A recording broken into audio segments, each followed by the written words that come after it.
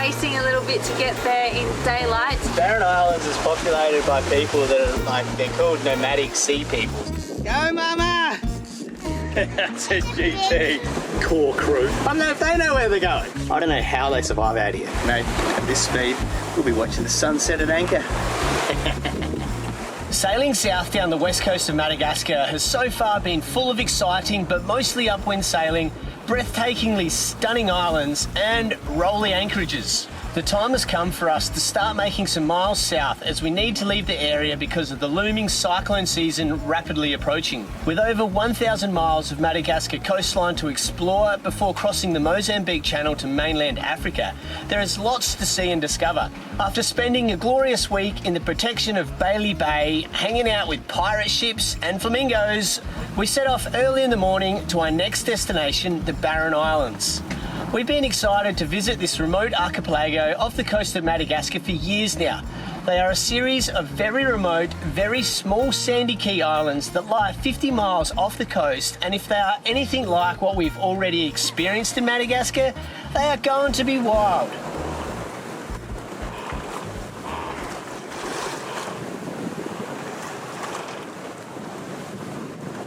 Since rounding Cape St Andre there, to the north of that from Nosy Beach down to St Andre, that's 300-400 miles, we had some fish. We caught fish. The reel was screaming, it was going bonkers non-stop. Good morning, Mac Daddy. Good morning, Mac Daddy. And then as we rounded Cape St Andre, we saw 2 super trawlers.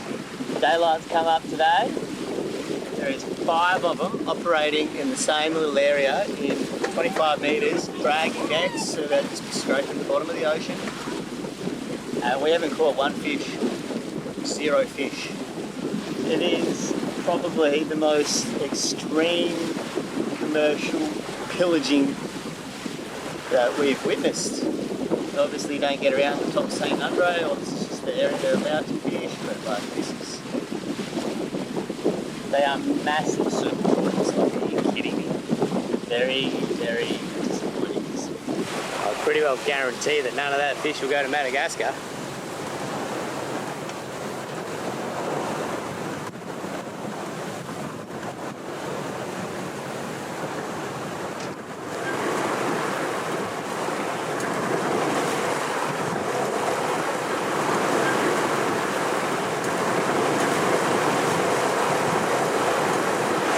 That terrible night, beautiful morning. Now, Nandji 2 has found our stride. Wind just forward of the beam, around 10-12 knots. Full rig, full sail. Nandji 2 humdinging, doing 7 to 8. Oh, mate. So from that little island, we decided to keep going. It's 45 miles to the next anchorage into the Barren Islands. And if we keep this speed up, we'll get there with daylight easy. I was thinking we're going to have to do another overnighter. Mate, we're just smoking it. Nandji 2, touch wood. Got a really good anchorage off another yachty. Good description, a GPS point. Should be able to just roll on there with Google Images. Pretty confident if we do get there in the dark, but mate, at this speed, we'll be watching the sunset at anchor. Oh, he's got another one! Whoa! Whoa, that's a big one. He's so smoked that lure. It's about 3 o'clock in the afternoon and we're around 3 hours away from the Barren Islands, so we are kind of racing a little bit to get there in daylight to anchor. It's going to be so good to drop the pig and relax a little bit after this passage. We'll have a bit of a break before we continue on for our last passage in Madagascar to Morombe.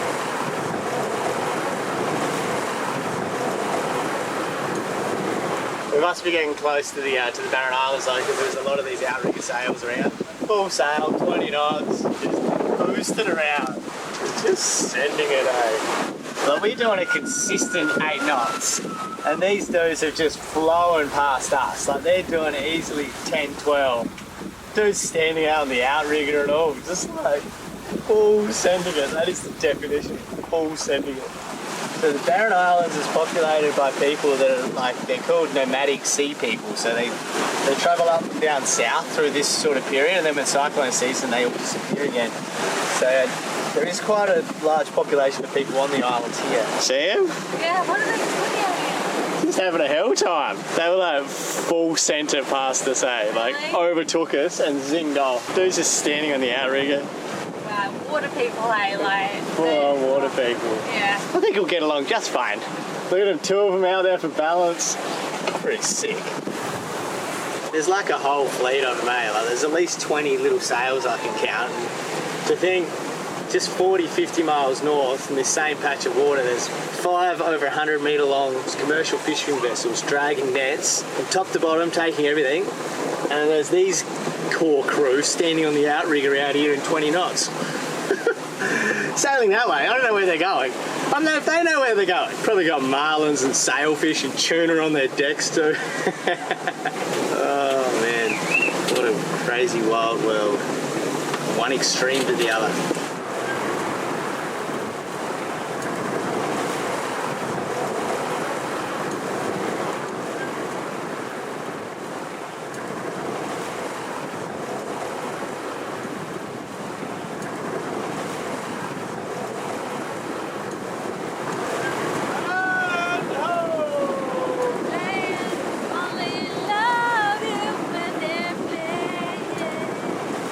Well, here we are, we made it, we're in the Barren Islands. It was over 200 nautical miles. This is our anchorage for the night. We didn't quite get here on time. If we got here maybe like 15 minutes earlier, we'd have a bit more light to anchor because our satellite images for here aren't that great. When we were trying to anchor, like you can't really tell what's on the bottom, if it's reef or what's going on. It felt a little bit too sketchy going too close to the island and too close to any potential reef. So we have anchored quite away from the island in a big sandy hole, but at least we know we're safe here and there's no reef around us. It's been quite the journey. The forecast wasn't right. We had a lot more upwind sailing than we anticipated, but this will do us for tonight. I'm sure we'll get a lot more sleep tonight than what we do when we're sailing. It feels like such an achievement getting to the Barren Islands, so we've knocked out a fair few miles. It feels good. We're getting closer and closer to picking up our crew.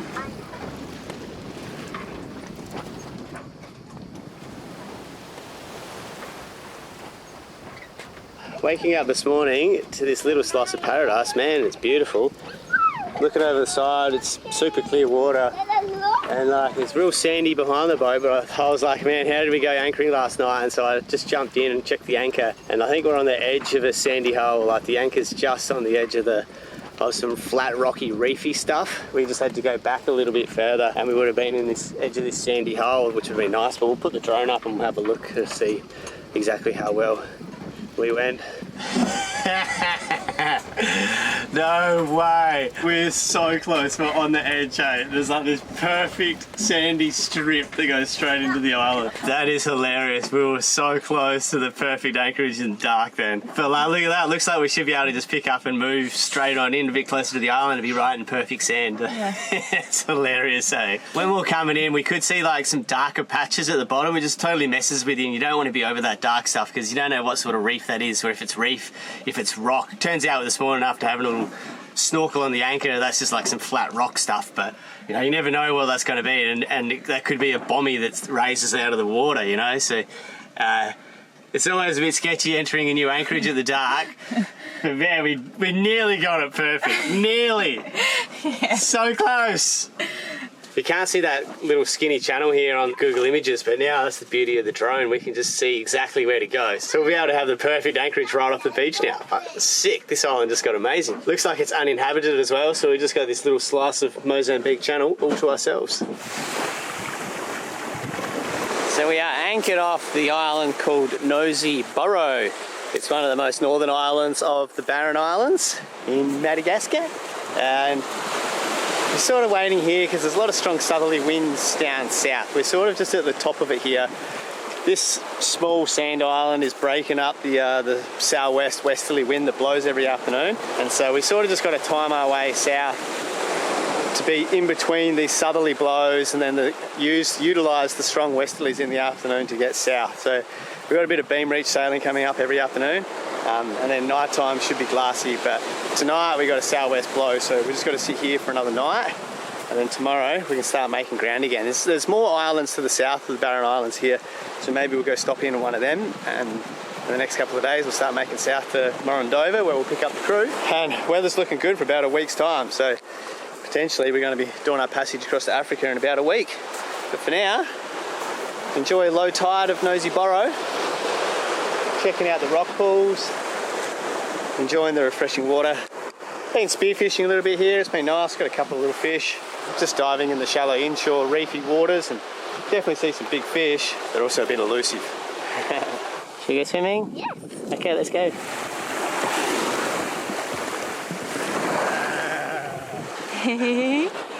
What's she doing? What's she doing, Miley? Where's the stick? Where's the coconut? This is what I love about cruising. A lot of boats that we've met this year have really been in a hurry to get through to Africa. I find it crazy that people just want to skip over such beautiful little remoteness, you know? We've got this whole island to ourselves in the Mozambique Channel.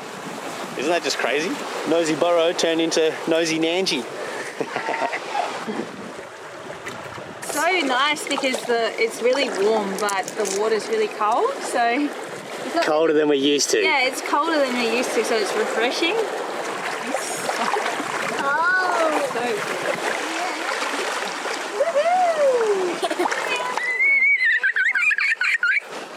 Because it's low tide, we're like, let's just go over and see what we can find in the rock pools. Maybe we can find an octopus, but instead, found these little baby moray eels, and they're smashing an octopus. They're like fighting over this octopus. There's 2 or 3 of them. They're coming out of the woodwork from everywhere.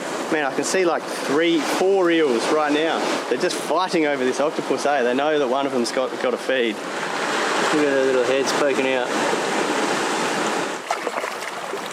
I think the children like this little sandy rock pool the best.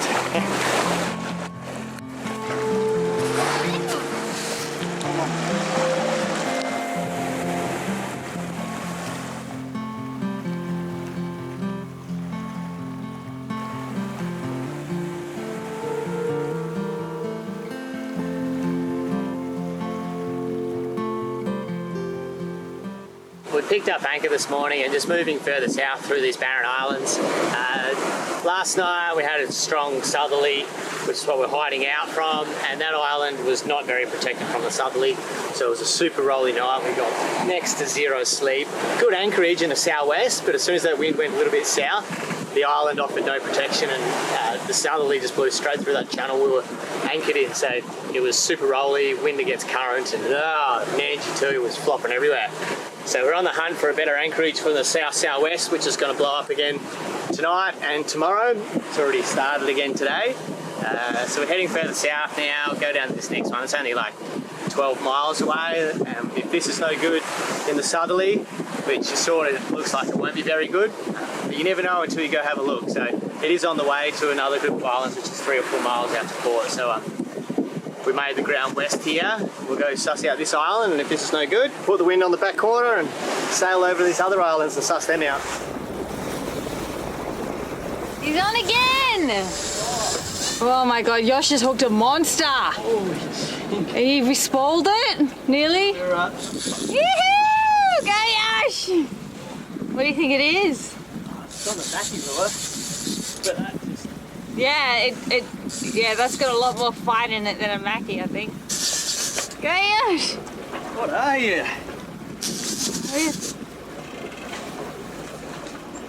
Can't be prehistoric. Monster GT. That's a GT. Wow! Oh, Whoa! look at his mouth. No way, he put up a solid fight. Ready? Yeah. Let him go. Okay. Go, buddy. There he goes. Nice one, Yosh. Yay. I'm so stoked. He's okay. You just got to take your time with him, eh? You just got to swim and make sure they get water back in their gills. Yeah. Was that bigger than mine, you think? That was, I reckon that was smaller than yours. Yeah! Yosh was giving me grief about how I was reeling in my GT and it was bigger than that one.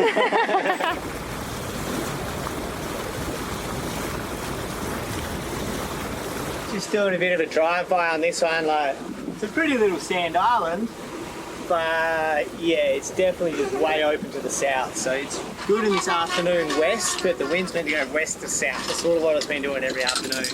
And last night, being that straight south was terrible. So if it does that again here, we're going to have a terrible night. So I think we'll just turn downwind now at least and utilise this westerly ground, and we'll just turn downwind and sail down to the next islands. We could stop and cut a lap here, but I think it's better to just try to get somewhere safe before the wind gets too strong and we dropped anchor and we can see where we're anchoring, so we're not doing it in the dark like we did last time.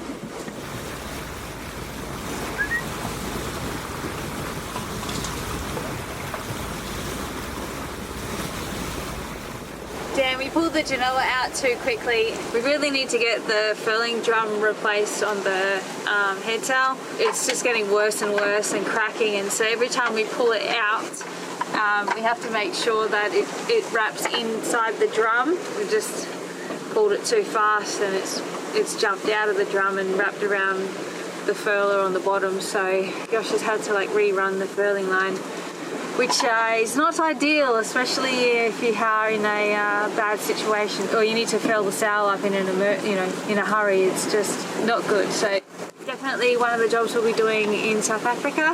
I'm just running out of everything. Like, I've got no foundation left. I had to buy foundation here in Madagascar, and it was like fake MAC makeup and fake Maybelline makeup. It's not ideal, but I'm getting by with it. But yeah, I look forward to just being able to buy things that we need. Tallulah, she's ready for some new books, but of course everywhere we've been, all the kids' books have been in French. So yeah, we're looking forward to just things. Last night was so uncomfortable. We were rolling around, just stuff flying around the boat, and we had the anchor alarm on and like next to us in bed, so you're just like monitoring that. We really want to have a good night's sleep and find a good anchorage for tonight. Look, Mummy's catching a fish! Whoa! Do you need the thing? Yeah. Woo! You got him in? How are we looking on the island? I don't know. We're missing the land. Get that fish, eh? Go, Mama! You got him! We got a mix up. It's the other one. The other one. There you go. One in. Get him, Mama! Woo! What is that? Is it a mackie? Oh, no way! That's sucks. Oh, so close! I was so close, like I could see the It was fish. right there, eh? Like just there, so it was it was fun, but anyway. How many mackies you lost now? 3? I don't normally fish, like I normally deal with the boat and Tallulah and everything else. There's so many fish. But I'm like getting into the fishing now. Yeah, we're fishers!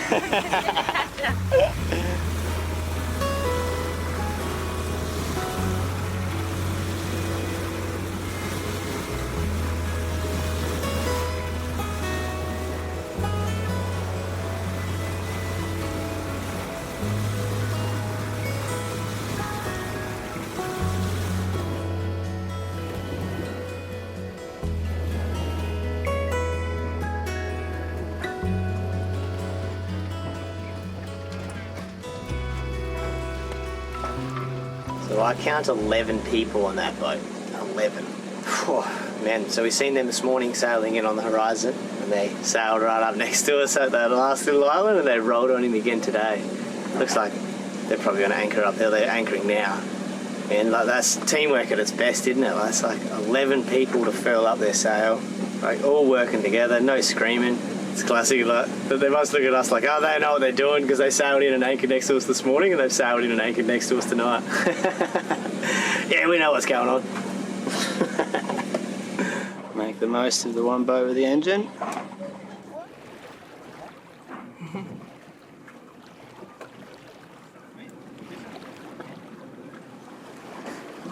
Well, lads, we got a couple of good fish on board, eh? Yeah. Yeah, they just handed up their containers and just wanted to know if we could fill them up with water. There's no water out here, hey? Just I say. don't know how they survive out here. Yeah. So Especially in the dry season, there's no rain. It's insane. Takes a bit. Thank you. A little lure, some hooks as well, eh? Yeah. You know, these islands are called the Barren Islands, and they've got that title for a reason, man, because they're basically just sandy keys. Nothing's growing on them. I don't know how they survive out here. If they just kick around with their 20-litre water container and waiting on water or rain, like, it's just crazy. More than happy to sort them out with a bit of water, eh? Totally fine, you know. We got a massive water maker, and it totally makes sense because it is hot. Yeah. And you're kicking around in the boat on the water all day. Even just sitting in the shade. Insane. Absolutely insane. Yeah. But it's windless when you got 10 strong men. When the wind comes, eh? Shade up, boys.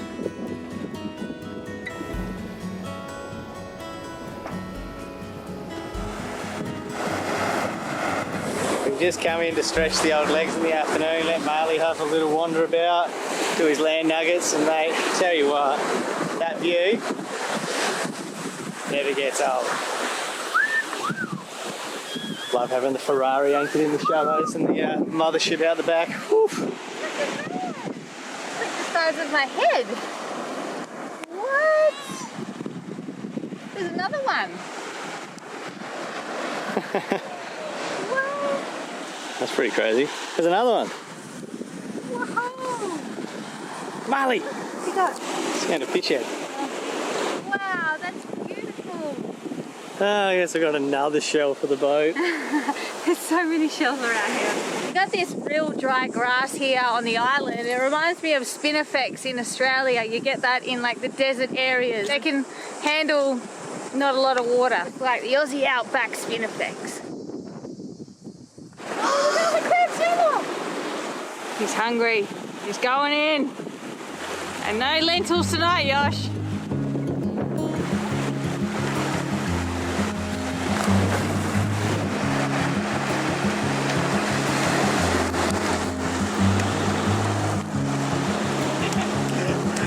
I couldn't help myself.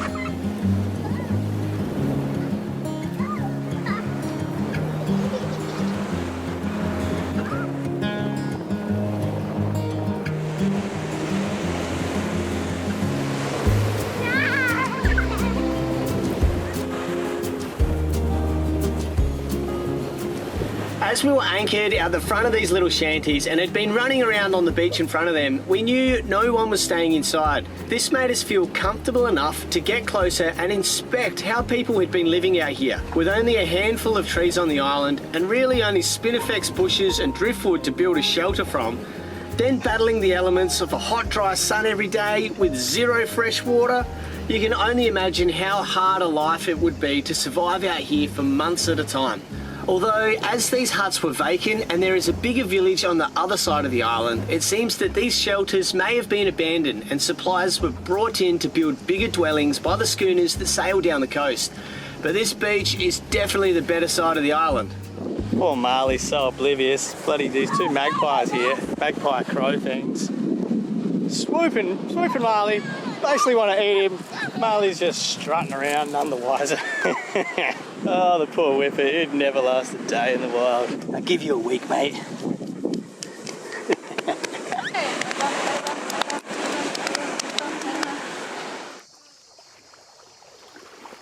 Ooh-wee, that's not good. So we just got back from the beach and lifting the dinghy up like I do every night. You know, we lift the dinghy up, 1, security, 2, in case the wind blows up or anything like that, you're just up and ready to go because you don't have to try to deal with your dinghy at night time. And 3, so nothing grows on the bottom. But man, we've cracked our davits. We've done a proper job here too. Take the outboard off and put it on the hoist. Travel with the dinghy on the bow, I suppose. We'll try to fit it on the bow somehow. Well, I figure there's no under-engineering this. We've got a rope holding the top attachment. So that's pulling down, holding the davits where it's cracked back into the pole here. They're still solid, which we're holding down. And we've got another one going back to the cleat as well. So we're trying to hold it up and down. We're fixing something we just built. We just built that. It's like 1 year old. Yeah. Like, I feel like he's just underdone the thickness of the tube. But, you know, we are going to South Africa where we can get things fixed, so we're just going to have to put up, you know, like do a temporary weld if we can on it and just deal with it in South Africa. But I'm so excited for South Africa because the boat work that can happen there is going to be amazing. So yay, boat work. it's been like, we just kind of hold on until we get to the next place where we can fix things. Yay, boat work. I'm excited. I love working on my boat. My boat's my house. True. You know, when we first built it, I was saying that it needed a bit of extra support from the top coming forward because it felt like it was too top heavy and it was bouncing too much, and I reckon that's why it's broken here. But now using the crane here to tie it off down to the cleat, I've managed to close up that gap where there has been the crack, so it sort of pulled the top back and it's holding it more vertical, I guess. So just looks like a bit of a jungle gym. We've got ropes going bloody everywhere, but I'm confident it's going to be tight. It's not going to get worse. We'll put the dinghy on the bow. We've never done that on this boat. We're not sure how it's going to fit. It might stick up vertical. We know it doesn't fit. We know it doesn't fit like lengthwise, so we'll just have to see how it actually does go on there. Yeah. As we have ventilation ports on the forward deck, this drastically reduces the space for the dinghy. With it sitting upright, we wouldn't be able to use the stay sail, and we want to keep our sail options open as the waters ahead are known to get pretty rowdy. After some up and down, we managed to fit the dinghy and still have the option to use the stay sail. Win-win. I think that's a pretty good solution. It's well slotted in the end, eh? Like it actually fits on the bow pretty good. Like it's not perfectly square and doesn't look super pretty, but it's locked in. It's below the staunch, it's below the handrail, and like it's locked in. So like you can't go anywhere, which is the most important thing. It's the best seat. Like at sea, you always sit on the dinghy, like up the front. Thanks for watching. If you got this far in the video, you must have enjoyed it. So please consider supporting the channel to keep us filming and floating simply by signing up to our Patreon page and becoming a member of the Froth family. Just like this list of legends, we are providing an extra video for our patrons for every episode that we put out. So join in the fun, get amongst it, and sign up via the link in our description below. Thanks everyone. We'll see you in the next one.